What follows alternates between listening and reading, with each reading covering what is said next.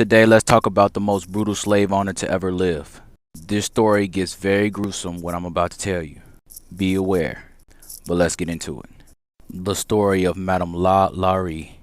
Madame la Laurie is known as the torture queen of New Orleans. She did very demonic acts to her slaves, to the point where she holds the nickname the torture queen of New Orleans. She is one of the most infamous serial killers in the world. In 1831, her and her husband lived in a mansion in New Orleans, with an attached slave quarters.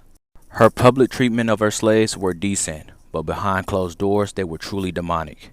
There's one gruesome story where a 12-year-old girl was combing her hair.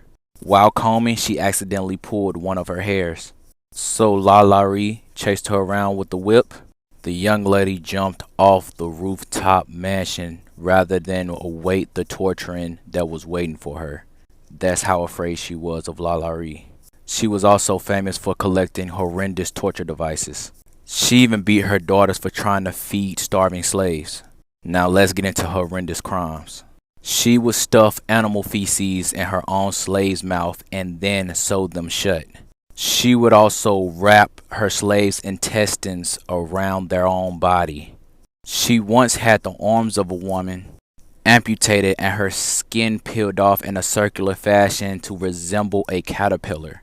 The limbs of another slave were broken at odd angles so that they could resemble a human crab.